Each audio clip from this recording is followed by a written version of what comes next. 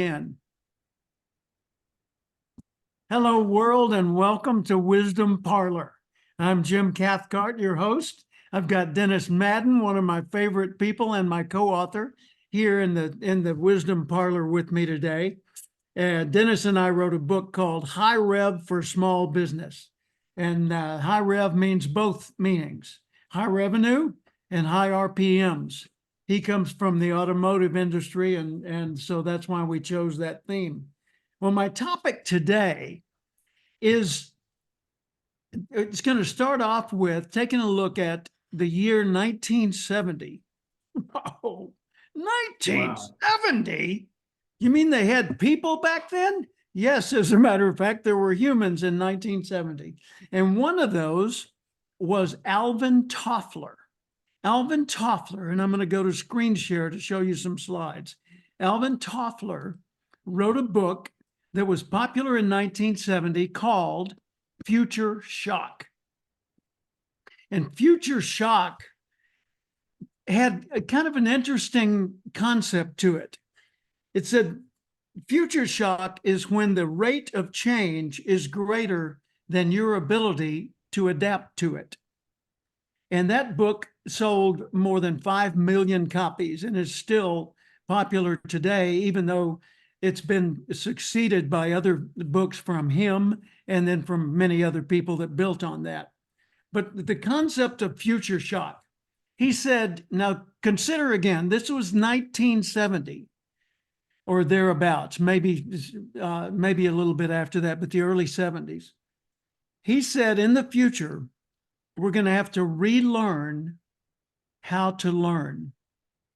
We're going to have to relearn how to relate to each other, and we're going to have to relearn how to make choices. Consider, in the early 1970s, learning was still pretty much traditional classroom or read a book. That was pretty much it, because there weren't many public seminars. There was no internet that anyone knew of, so that, you know, communication like that wasn't happening. There were no cell phones and websites, obviously. So everything was pretty much analog. And the way we learned was we got together in a room with a teacher, or maybe on a phone call, but for the most part, phone calls were one person to one other person back then. Have we had to relearn how to learn? Profoundly so. All right, how to relate. What does that mean? Well, in the early 1970s, relating to other people was pretty much done directly face-to-face, mostly in small groups, and occasionally on the telephone. There were no video calls. Video was only television, and that was 3 channels and mostly local programming, not national programming. And if you wanted to go to a movie, you got in a car or a bus and went to where the movie theater was, bought a ticket and saw it that way. And some movie theaters still had newsreels back in those days and cartoons that were shown before the main event. So we've definitely had to relearn how to relate, because we're relating to people today in the people we've never met, you know, people that we've met online or that we're communicating with in a chat room or something like that. And Dennis's background is associations. He was the head of the Automatic Transmission Rebuilders Association for many, many years. And as an association executive, he and his team created forums and media through which the members of that industry, transmission rebuilding, could connect and relate. So they definitely were teaching, creating meetings, and creating new and better ways for people to communicate all the time. Toffler also said in his book, in the future, we're going to have to relearn how to choose. Well, in early 1970s, and by the way, Paula and I got married in 1970, so I can definitely relate to this. Our son was born in 1971. I was as, naive and wet behind the ears as anybody in the world at that time, had no clue how the world worked. But I did know that the world was familiar and pretty simple back then compared to today. Today, we're going to have to relearn how to choose. Well, what does that mean? Well, back in the day, choosing was between good and bad. You could look a horse in the mouth, see how its teeth were. You could check its hooves. You could look under the hood of a car. You could kick the tires. You could go directly physically to whatever it was you were dealing with, and you could look people in the eye and feel the nature of their handshake and get a pretty good sense of whether you could trust a person or not, or whether you could trust a product or not. Now then, we have very convincing proposals come to us every day through email, through phone calls, through websites, on Facebook, things like that. We're seeing it on TikTok and Snapchat and everything else under the sun. And a lot of it really looks credible. And with AI, oh my God, artificial intelligence looking like real people, sounding like real people, responding to questions like real people. Here's the question: not only how do we choose, who do we trust? Who do you trust when you're not even sure the entity you're communicating with is a living being? Whoa. So I think Alvin Toffler was absolutely prescient. I think he genuinely had a grip on what the problems of an evolving society, an information society like we have today, would be. Consider a few things. This is a quote from Eric Hoffer, maybe hard to read. It says, "In times of profound change, learners inherit the earth, while the learned, those who already know, find themselves beautifully equipped for a world that no longer exists." Isn't that the truth? So we've all constantly got to be relearning what we already know and re-examining the positions we've taken, the truths we consider to be self-evident and unchanging, and see if they're still true. Because from the old point of view, new ways often look ridiculous. But from the new point of view, a lot of times the old ways look completely obsolete. We need a balanced way of seeing the world. Now, on the screen, if you're watching this instead of just listening, you can now see a picture up in the corner of the screen of a man, a woman, and a little baby. That man is my father, the woman's my mother, and the baby is me in 1947. I was born in 46, and this picture was part of a larger picture taken on Easter Sunday at a church in Little Rock, Arkansas, where they baptized. Of course, baptizing at that time was sprinkling babies. They baptized something like 50 kids. So when I say I'm part of the baby boom, I can document it. I got a photo right here to prove it. This was one church on one Sunday in 1947 in Little Rock, Arkansas only. Chances are very strong most churches at that time were filled with parents holding new babies, because the baby boom, 78 million people born between 46 and 64, was the people returning from World War II, getting married and causing babies. And they were absolutely changing the face of our society. And we've gone through many changes like that since then. Now, the baby boom was who Alvin Toffler grew up with and who he was communicating with when he wrote his book in the early 1970s. I get it when someone says, "Okay, boomer." In other words, they say, "Yeah, from your point of view in the old days, yeah, that was true, but things have changed, old timer." Yeah, things have changed. And so have I. And so have many, many, many of the people that have stayed tuned in all these years. One of the guys that I grew up with was Leland Russell. He was also in Little Rock. He was also born in 1946. And he moved on, ended up in Hollywood, and he formed a group doing kind of Alvin Toffler work, like Future Strategies. His group was called GEO Group Strategic Services. And he wrote a book with a man named John Warden called Winning in Fast Time.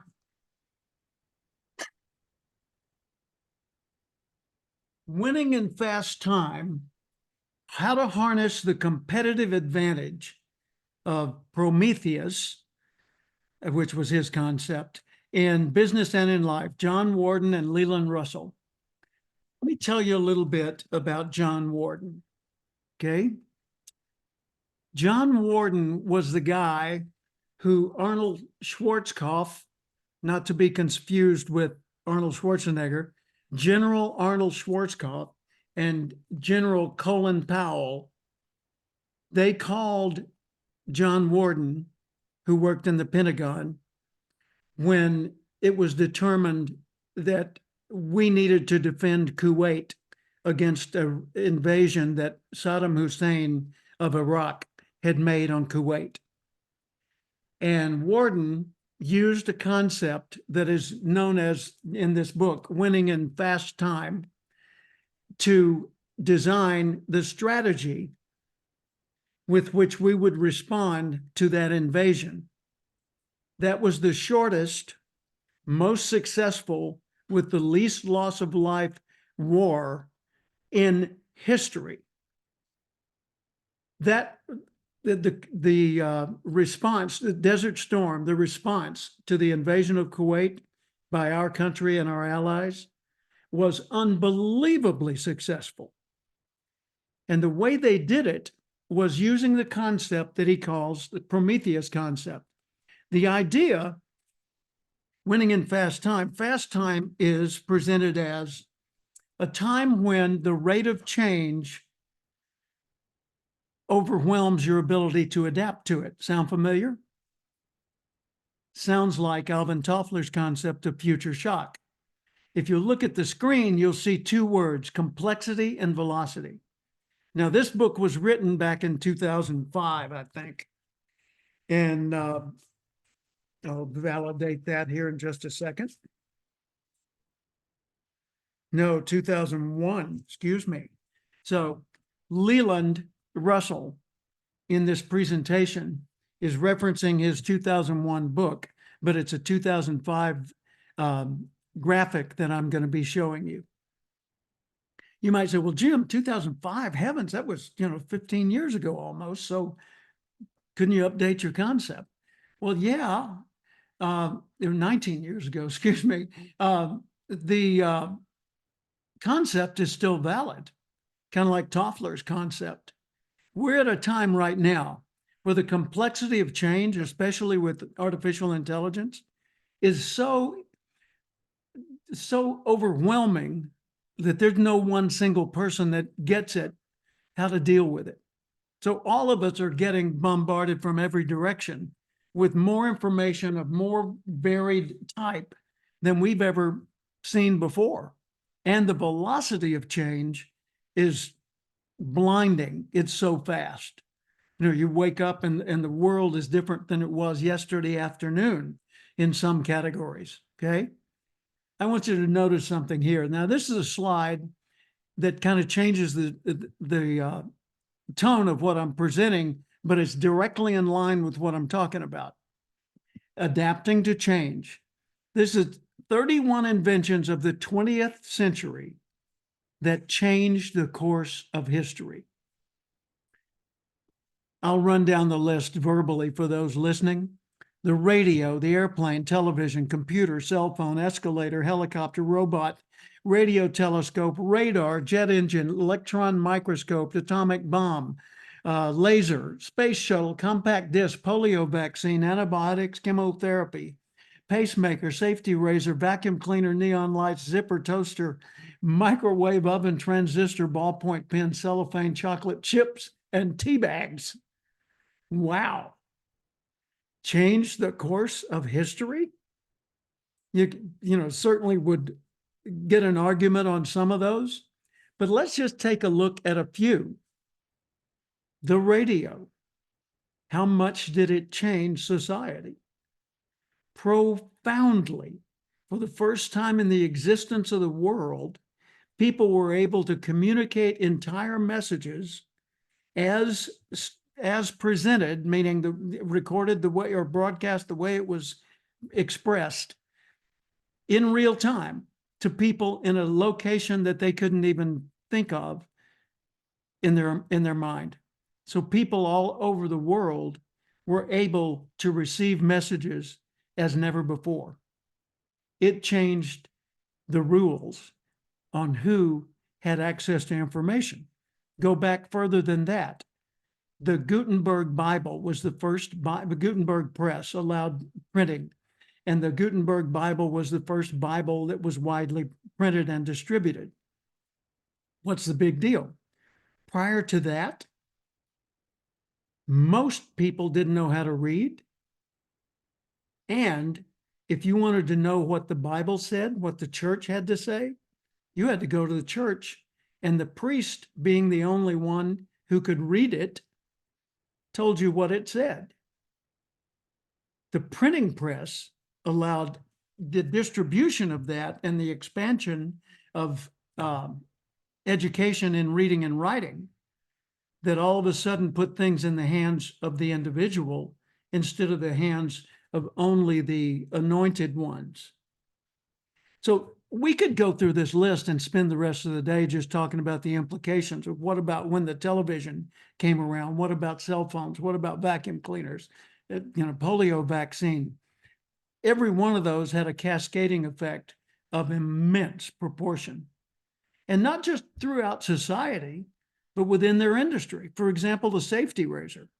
Instead of people taking the equivalent of a knife, a shaving blade and sharpening it on a strop or a whetstone and then shaving, they all of a sudden had a little disposable item. They could change the blades in it, carry it around with them.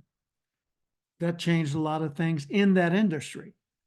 So why am I telling you all this? Well, the complexity and velocity of change have created a new normal. That's a term we've heard a lot in the last 10 or 20 years. New normal. What does that mean? Well, it means what was normal in the past is no longer normal. That today we've got processing power of computers going up, skyrocketing, changing and increasing virtually year by year. The communication bandwidth available to people and to industries is immense. The world is becoming more and more available, but the web, the internet, is becoming available to more and more of the world, especially with the circling of the globe with satellites that now allow for remote regions to be able to access the internet. The tempo of change is faster. The intensity of competition in a world like that is greater. And by the way, some of that competition is crooks. It's hackers. It's people in Nigeria who just, found some obscure prince who has a fortune that you can get if you'll merely send them a few $1,000s on Bitcoin. The time available to think and plan and execute has been reducing year by year by year. Innovation is greater than it's ever been. The acceptance and embrace of new technology is greater than it's ever been. The price paid for items compared to the value you get from items has been dropping year over year over year.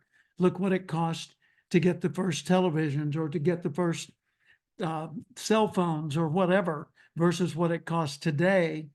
You can get a simple cell phone fairly inexpensively. The iPhone may cost you $1,000, but you can get something to do the communication with pretty inexpensively, certainly compared to what it used to be.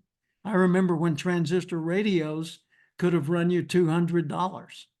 And then, they were virtually free a few years after that. The cost of computing and communications is dropping. Okay. Then add on top of that global terrorism, system failures, and a worldwide fear of climate change. Would you say we have a rather chaotic and threatening situation? Yeah, most people would. And you could disagree with some of the elements in this, but the overall statement is that complexity and the velocity of change is so immense that taking what we used to know and going forward boldly with it would be the most foolish thing you could do. We all need to constantly learn, relearn, and re-examine what we have learned. In China, the famous symbol for the word crisis is dangerous opportunity. And certainly that's what we're in. There's a time of danger, of course, but it's also a time of opportunity. And have you ever noticed people don't default upward? In other words, in a time when they loosen their grip on staying in touch and staying alert, if they loosen their grip, they tend to fall back to their old ways instead of advancing to new ways. I've got a photo on the screen of a limousine, stretch limousine, under an awning, carport awning, next to a house trailer. And that's typically what you would see if a person won the lottery and didn't have much money to start with. Most people who win the lottery a few years later, even though they've got all the resources they need, they're back to their old life again because they were foolish about their new opportunities. But those that are wise with it rise to a level they'll never, ever go below again. There's a statement in the military: no battle plan ever survives its first contact with the enemy. I don't remember who said that, but Leland Russell revived that in his book. And he says, no plan, think business plan, survives its contact with reality. As soon as we lay our plans and start to implement them, the first thing that happens is our competition wakes up and says, oh, wait a minute. Someone's offering this cheaper, faster, better. I guess we better adapt. And then people start saying, oh, wow, I didn't know that was possible. Let's do more shopping. And so the whole field that you're dealing with starts to change. And that's some pretty radical and at the same time exciting stuff. So who will our next leaders be? I don't know. Where are they going to come from? Where are they going to learn how to lead? Why will they want to help us? What are they capable of contributing, and what will cause us to be the organization we need to be to deal with the new reality and to cultivate new leaders either in ourselves or in our people? I mean, that's a pretty heavy load to drop on you in 23 minutes, but that's my message for today. And what I wanted to do was warp your mind a little bit and then throw this into a dialogue where we can talk about what can a person do in a world as chaotic and potentially threatening as that to see that they're optimizing the opportunities and not just falling victim to the threats. Dennis, what's your first reaction to that overload? Oh, overload is a good statement, but as I looked at that list, most everything, if not everything, and it looks as though the screen is frozen. I'm not sure if I'm included in that frozen screen or if we have a glitch, but I'm going to keep on talking. Okay. Most everything, if not everything, had to do with a reduction in the amount of time to do something, whether it be the zipper to get your pants on, Yeah. or the atomic bomb to do in seconds what it might take days, if not Yeah. longer. And you can go on down the list. And now before you started this meeting, I was in the middle of a debate with some people about some articles.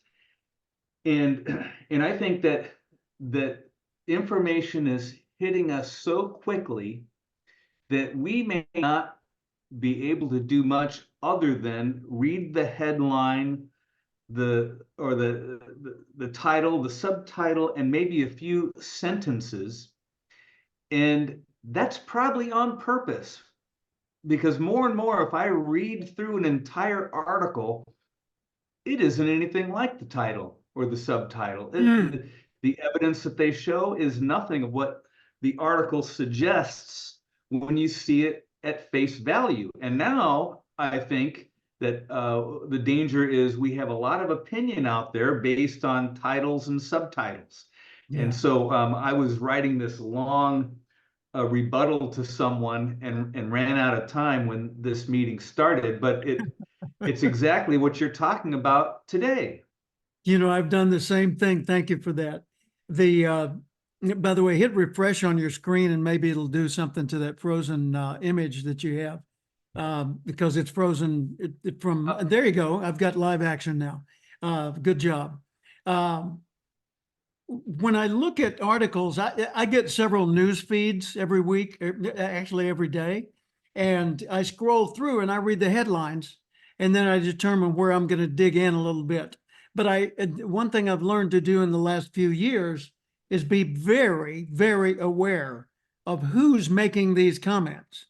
Because it used to be that journalism was something that was kind of a badge of honor, you know, that if you were a journalist, you were objective, you did your homework, you positioned your opinions as opinions, not as facts, and you weren't trying to sway your reader, you were trying to brief your reader on the information and walk them through the thought process.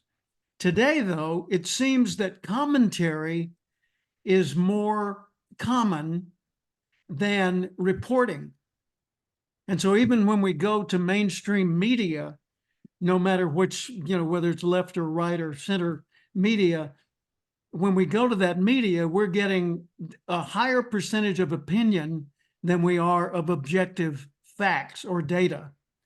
I guess you could say all facts are an opinion of some sort, and that may be true, but there are some facts that can be relied upon a lot more than others.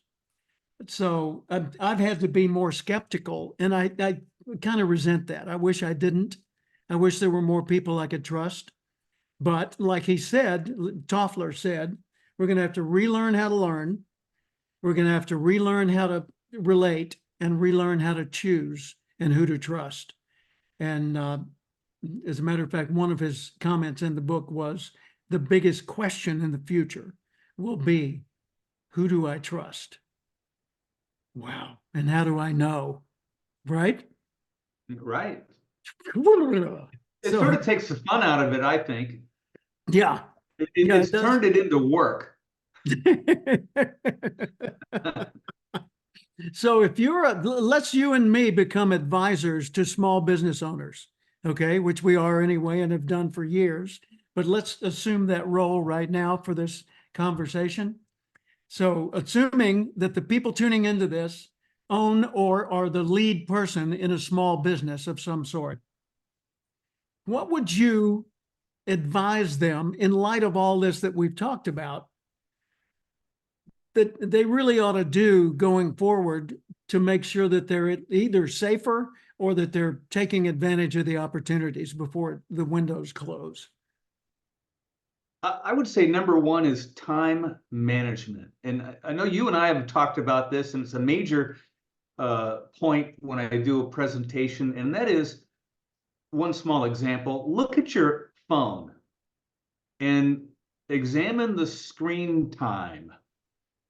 And I've made a habit, I really try to work at this, keeping it under an hour a day. Now, sometimes you may have an app that you rely on for your business, and it's something that that you're required to use. But I would maintain that since so many people are caught up with their phone, I mean, look at this. You can walk around anywhere in the store, at the airport, doesn't matter where. Worse, at a restaurant, you have a family having a meal and three of the people are on their phone. Yeah. And So going back to your immediate most people, question, this is what they look like. that's exact. As a Who matter is of that? fact, That's I don't know. now something I've just noticed recently, it's probably been going on for some time, is if you take a selfie, if someone takes a selfie, they're doing something fun, and they're going to post it on Facebook. Increasingly, I see selfies with someone having their phone in it, like they're looking at their Yeah. phone, and someone else is taking the picture. And I wonder what are we doing here? So, and then it begs the question: how much easier is it to outdo your competition if they're spending 2 and 3 hours on their phone? Time is the day just goes by. Yeah. And And so, by the way, I've got a colleague, Maura, Maura, Thomas, who lives here in Austin. And she specializes in the field that you're talking about, but she doesn't call it time management. And the fact that she doesn't call it time management is profound because she had an insight years ago that I think gave her a perspective that we all could benefit from. She said, it's impossible to manage time. What we're talking about is attention management, managing where you place your attention. And isn't that the truth? it is. Because time moves on, time doesn't even really exist except in the way that we comment on it. Life goes on, but does that mean time goes on? Well, what is time? It's a human concept to describe a life experience. So there's no And such we're thing right as back to time. You Stephen can't Covey, grab aren't we? any and you can't get a sample of it and go show your friend. Can't paint Yeah. it. You can't make a smaller version of it. Yeah, that's right up there with Stephen Covey and Quadrant One, all those things that work on us that we just simply can't avoid. And the next thing you know, we're looking at junk mail and we're going through all sorts of stuff that does nothing toward our significant goals. And we look at our watch and it's lunchtime. 5 o'clock somewhere. There you go. Wow. Well, let's say, okay, I'm an electrician and I've got 5 people working for me and I've been in business for a few years and we're doing well. I'm bringing in a healthy income. I've got 2 small crews that are going out and taking care of the world. And I've got one family member helping run the office and one person that works in sales and one who helps out on a part-time basis. But I'm ready to get serious about business and start scaling up. But I don't want to scale it up to a bigger job for me because right now, what I've created is a job instead of a company. I can't walk away from it. So it's a job and I have to show up every day and I'm getting paid better, but I haven't built a business, I've built a job. So how do I start building a business instead so that there's some point down the line where I can leverage this and either let someone else run it or sell it to somebody or hand it to my kids or something like that? What would you advise? Because you've advised thousands of people in the automotive aftermarket with shops and stores and services. What would you advise me to do as that beginning to succeed person? Well, one of the things that I hear too often is if I want it done right, I have to do it myself. Yeah. And they take that to heart to where they're doing everything. And I was caught up in that for some time, Mm-hmm. and it's exhausting. And there Yes, it really is. is no pathway to growth as long as you're in that mindset. As a matter of fact, when I retired from ATRA and the man who now has that position, I've had discussions with him numerous times that I'll take that stuff that's on your desk that's taking up all of your time because I know how to do it and you have better things to do. And so delegate to others. That's if you can get into the habit of delegating without it seeming as though you're giving up part of you and saying that you're that it makes you less of a leader by having others do it or some form of that. That's Mhm. probably the starting place. I think that's excellent. As a matter of fact, one of the things I talk about often is some wisdom I got years ago from Dr. John Lee, a time management expert. Uh, John said he had the 4 Ds, D is in Delta, the 4 Ds of time management. He said, item number one, look at the workload and say, okay, what could I drop and never do? And nobody would probably ever care. You know, it wouldn't make any difference on the bottom line worth worrying about. What could I drop? Well, the minute you do that scan and eliminate some of those items, your workload has shrunk. You say, okay, second question, what can I delay to a specific time? Not procrastinate. Procrastinate's different. That's avoidance. Delay means you say, this is not the time I should do this. I should do this on Friday morning or Sunday afternoon or, you know, whenever. But you find a time that makes sense to do that item because that item doesn't require urgency to address it right now. And you delay it to a time specific. All right. So now then you've delayed a few items and your workload has shrunk yet again. What do I drop? What can I delay? All right. What can I delegate? Item 3.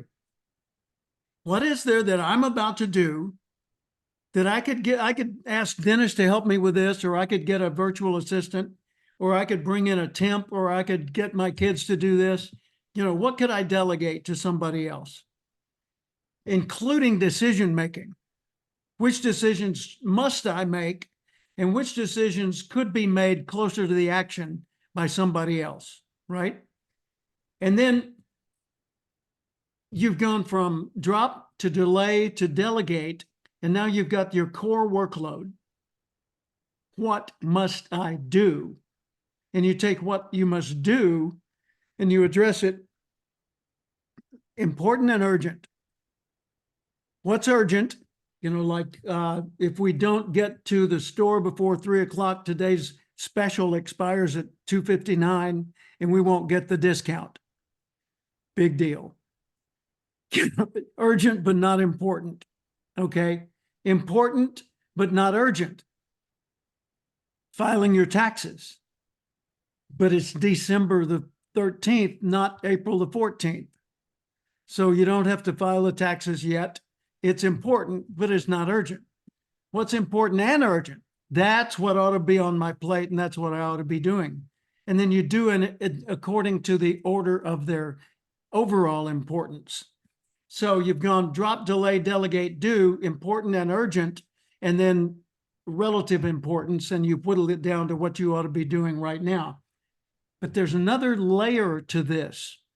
If you're the manager, the owner, the chief, you ought to be also asking this question constantly. What could become delegatable? In other words, what could I teach somebody else how to think about it, how to deal with it, give them access to the tools to use for it so that I could not delegate it now necessarily, but by the time they got up to speed, that would be off my plate and they'd be able to handle it. So that you can tell the effectiveness of a leader by the number of people that no longer need to be led. They're going to do the job well anyway. You know, if your people always still need you, you're not a very good leader. You may be popular, they may want you around, but you're not a good leader unless you're causing them to not need leading and still be able to do the work well. So I just, you know, I encourage people to constantly look for ways to grow your people, grow your capacity, and shrink your workload. My friend Bill Backrack has built a thriving business as a financial advisor, actually as a financial advisor at first, and then a trainer of financial advisors. And now he has a worldwide network of people who are financial advisors and who are trainers of financial advisors who he has trained to do their work as trusted advisors. And Bill says he measures his success each year by the number of days less that he has to work to achieve his goals, and the amount of money he's able to achieve more with each moment of work. So he looks at the incremental value of his effort and the amount of his effort required, and uses that leisure time and that growth in payoff as his success measures. I think that's pretty enlightened. What do you think? I agree with that, and I'll share something with you. About 5 or 6 years before I retired, I began to actively, and I mean actively, it was a decision, actively work at having other people do my job, with the intent that I didn't have to worry if I were gone for a few days, everything would get done. Mm-hmm. And the other part of that is when you're in the trenches, you can't think of new ideas and new possibilities and opportunities that are right there just escape you. You're not of the mindset to accept them. And so I had 3 department heads at the time, and someone in accounting, and I worked with each of them with the specific purpose of eliminating my role or my job outside of thinking of new stuff. Now, that didn't 100% happen, but with certainty, I could leave for a week, 2 weeks, Mm-hmm. and not be concerned about it. Wow. And When you said in the trenches, that's a term that people have thought about and used for years. When you consider what does the metaphor mean? Well, a trench is a deep ditch. And it's a deep ditch that's deep enough that you can't see to the sides. You can only see straight up. And the trenches that we're most familiar with metaphorically are from World War I, when you look at the trench warfare between the Germans and the Allies over in Europe.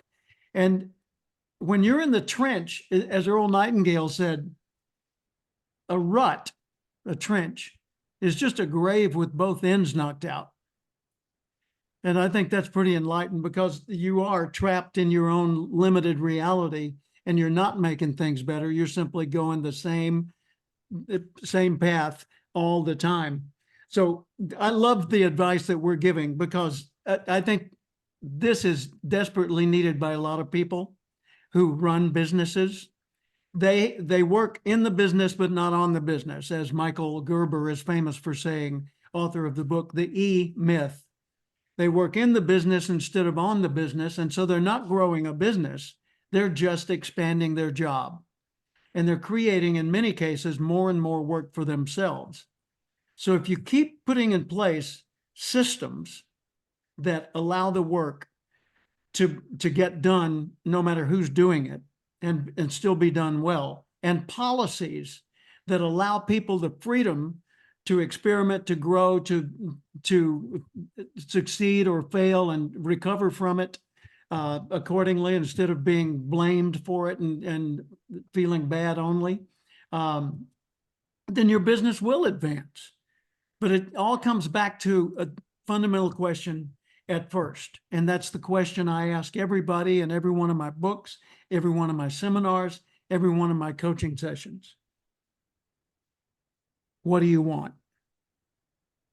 You got to know what you want. You got to be clear on what's your goal. What do you have in mind? I just want to be happy, healthy, and have plenty of money. So does every living being on earth. That's not a goal. That's a general desire for a living being. You know, if you change the money thing to food, you could ask a dog, what do you want? Happy, healthy, and plenty of food, right? Any living entity, that's what it wants. A plant, happy, healthy, and plenty of sunshine and rain. Okay, so if that's not a goal, what is a goal? A goal is something you want, but you don't know whether you can get it yet. See, if it's something you know how to get, it's not a goal, that's a to-do. So a goal is really only a goal if it's down there and beyond your reach, and you've got a lot of potential obstacles between you and it. thinking of a goal in a, like a football game, for example, that between you and that goal is a lot of yardage and a big enemy, the other team. So when you set a goal, whether it's for a bigger house, a better way of life, a better bigger client base, a higher profit margin, more reliable employees, better health and achievement, like running a marathon or being a New York Times best-selling author, or whatever it happens to be. When you set a goal, let the uncertainty be your motivator. Don't be bothered by the fact that you don't know. Be stimulated by it and begin your search. Relearn how to learn, how to relate, how to choose with your goal in mind. Thoughts? Oh, you said it. That I was said good. it. You Well, said it. That was good. I want to show our listeners and viewers this little book right here. High Rev for Small Business by Dennis Madden and Jim Cathcart. On the back, it says something profound. Success Oh, is yeah. not normal. If you Success is want to not be normal. successful, you've got to be willing, maybe even eager, to be the person the other people sneer at, roll their eyes about, or criticize. You got to be willing to be the mutant in the room. The one that doesn't agree with everybody, that's not necessarily liked by everybody, but the one that makes things happen. Because success is extraordinary behavior, extraordinary, not ordinary. If people say, why can't you just, fit in and get along? If the answer is because I plan to succeed, then good. Don't worry about fitting in and getting along. If, on the other hand, you're just looking for comfort, fit in and get along, but give up on your hope for success because it ain't coming in an easy chair. You look at people over their careers, you can pretty easily tell whether they have sought acceptance and comfort or achievement and advancement more. In my own career, at the first part, it was fit in. And then I realized more was possible. And I had to find a new group to fit in with. And I didn't lose, but I changed my circle of friends. There were people I'd been friends with that had low ambitions or no ambitions. And we got along and had pleasant times for years. But when I decided I want to do big things and I want to live a life of meaning and deep satisfaction, those people didn't find me as desirable to be around. No, let's not invite Jim, Mr. Motivator. He's going to want to talk about the latest book he's read or the dreams that he has or interviewing some expert or whatever.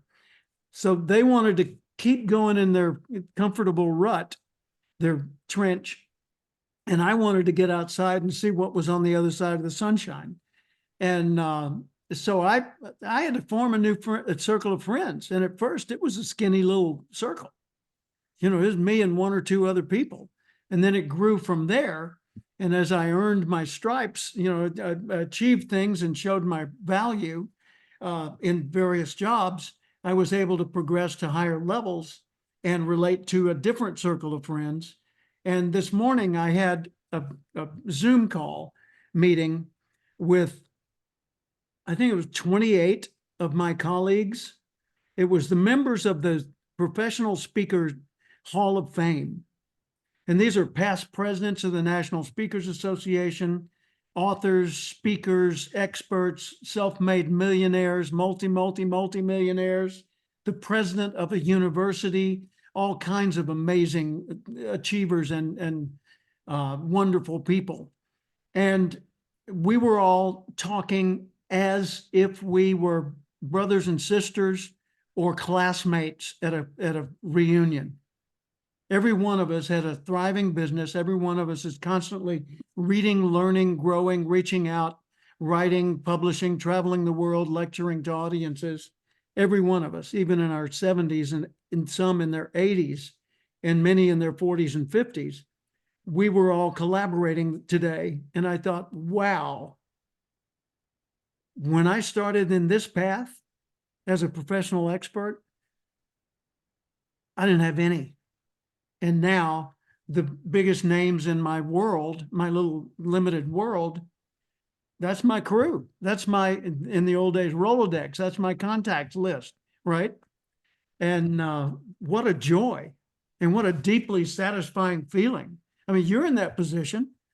I know it for a fact. I've seen the way you're accepted among the people in the automotive field.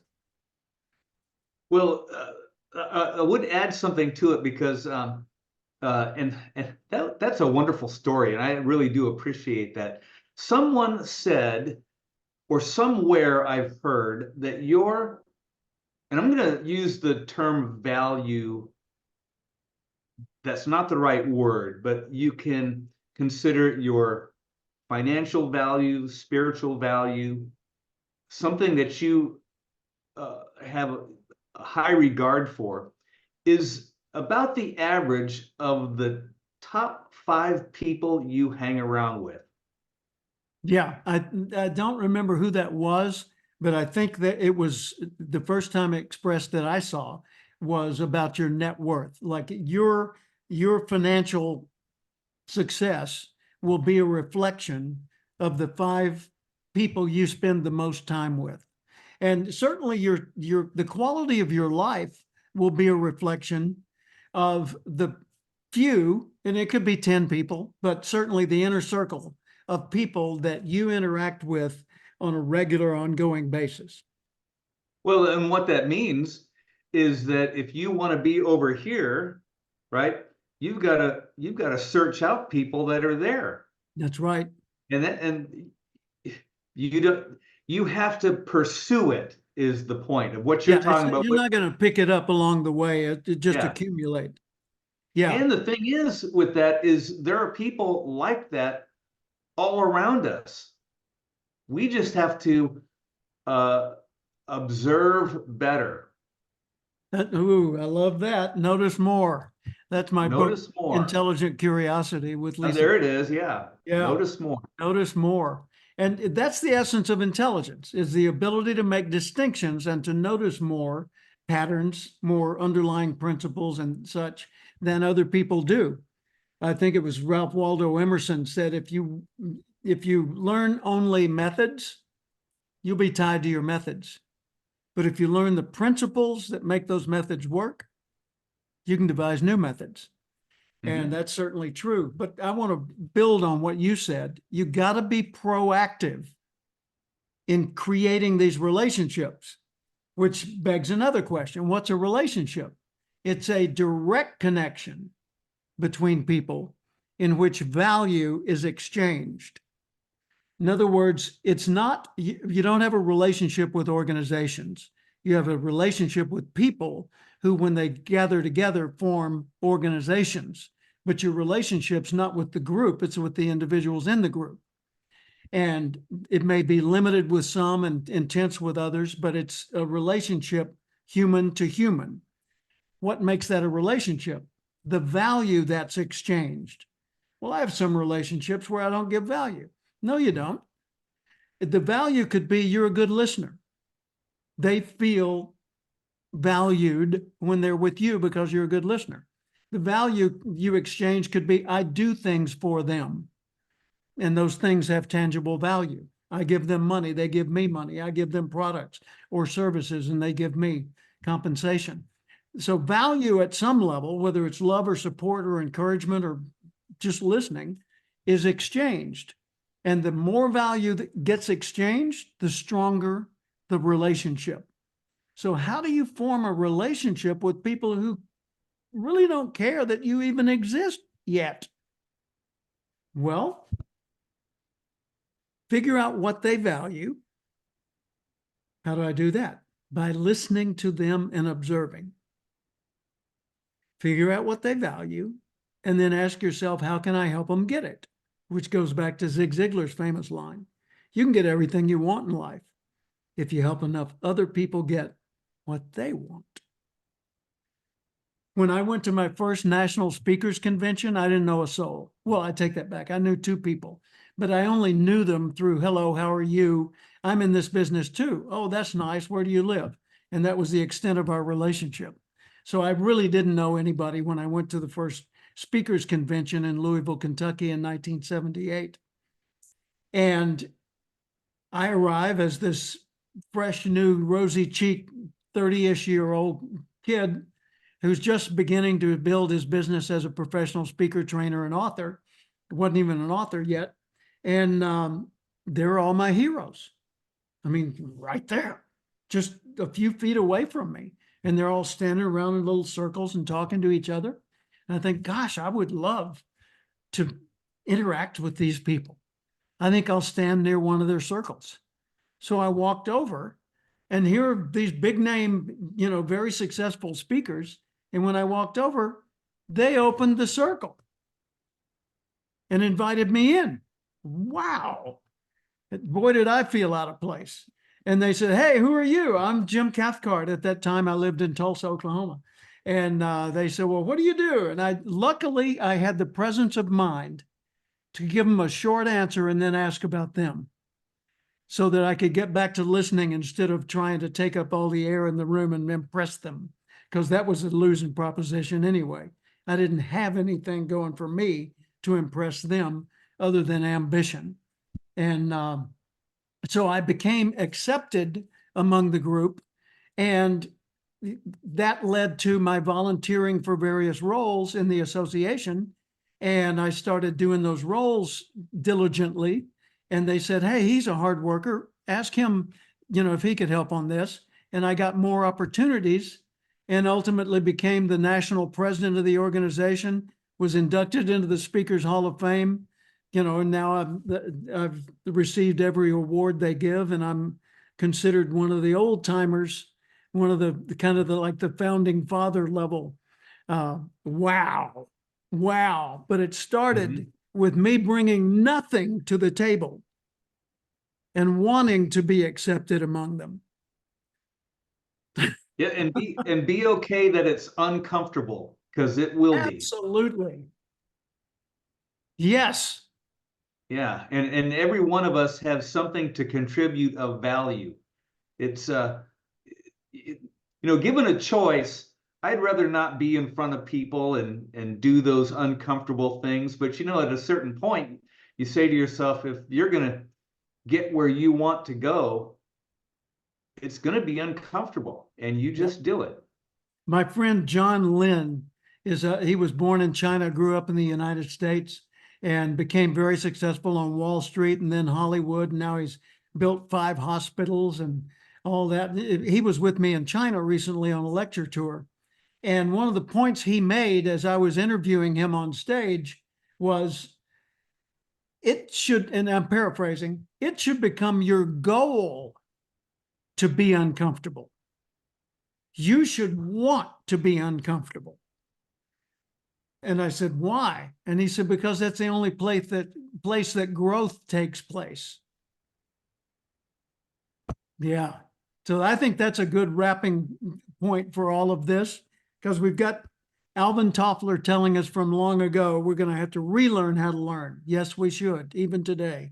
Relearn how to relate to each other. Relearn how to choose between all these options and to determine who to trust, and start valuing our attention so that we, through that, manage our time, and then start building the skills that allow us to advance, and developing the skills in our people that allow them to take on more responsibility, which lightens our load, and then make it our goal to find out something new we can become uncomfortable about so that we grow into it. Dennis, you've added a ton of value today. I appreciate you, and I treasure our friendship. Thank you for joining. I do as well. This was fun. Thank you. Super good. See ya. So long. Bye-bye.